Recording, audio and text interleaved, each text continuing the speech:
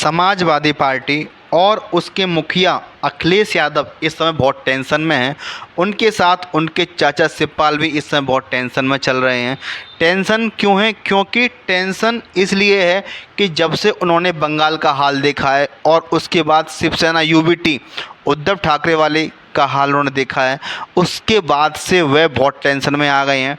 और टेंशन वाली बात यह है कि केशव प्रसाद मौर्य ने जब से एक प्रेस कॉन्फ्रेंस में कहा है कि समाजवादी पार्टी के 25-26 विधायक टूटकर हमारी पार्टी में आने के लिए बिल्कुल तैयार बैठे हैं, जब से अखिलेश यादव जी बहुत टेंशन में हैं।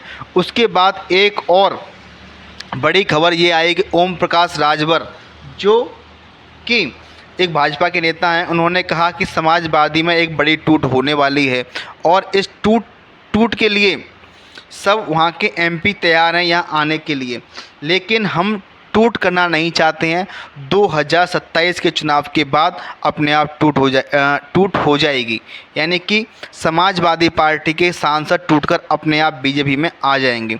दोस्तों, जब से ये खबर सुनी है तब से अखिलेश जी ने इस पर एक ट्वीट भी किया है और इस पर अपना बयान भी दिया है। उन्होंने कहा है कि ओम प्रकाश राजभर जी अपना आपको टीआरपी देने के लिए इसलिए ऐसी खबरें फैला रहे हैं। उन्होंने 30 सीट मिल रही हैं ऐसा पहले वादा किया था और 30 सीट देने के लिए उन्होंने कैंडिडेट से पैसे ले लिए हैं, अब वो पैसे मांगते फिर रहे हैं। इसलिए ओम प्रकाश राजभर जी अपनी टीआरपी के लिए ऐसी खबरें फैला रहे हैं। उसके बाद ओम प्रकाश राजभर जी का एक ट्वीट और आया।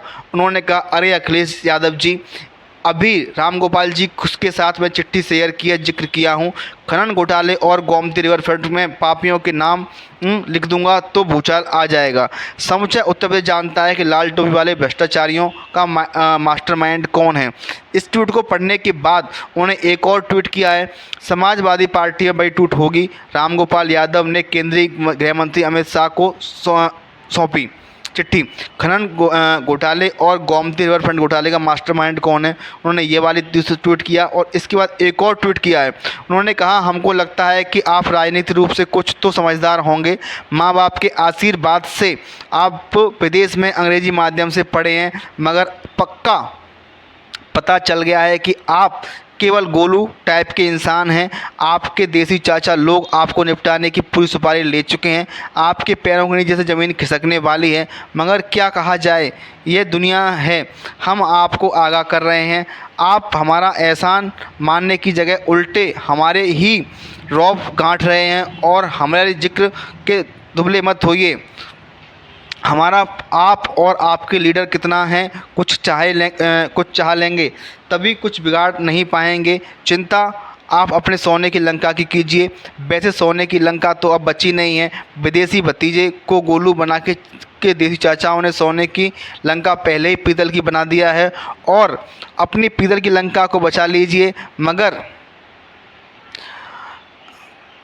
मगर लिख लीजिए, बचेगी फिर भी नहीं। याद है 2008 में वोट के बदले नोट कांड आप ही लोगों ने किया था। लोकतंत्र की यह आप लोग सांसद खरीद रहे थे। इस बात को लेकर अखिलेश यादव और समाजवादी पार्टी में बहुत ज़्यादा टेंशन है और कयास लगाए जा रहे हैं कि बीजेपी कहीं समाजवादी पार्टी में से भी ऐसे ही सांसद जैसे उन्होंने टीएमसी में से तोड़े हैं, कहीं ऐसे ही सांसद न तोड़ ले समाजवादी पार्टी में से। आपको क्या लगता है कि बीजेपी अपना ये चाल केवल अफवाह फैला रही है या अंदर खाने में ऐसी कोई कार्रवाई करने की ठान रही है या फिर चल रही है ऐसी कोई कार्रवाई कि वो लोग बीजेपी के जो मंत्री हैं, जो आला कमान हैं, वो समाजवादी पार्टी में से कुछ सांसदों को तोड़ के बीजेपी अपने आप में शामिल कर सकती है।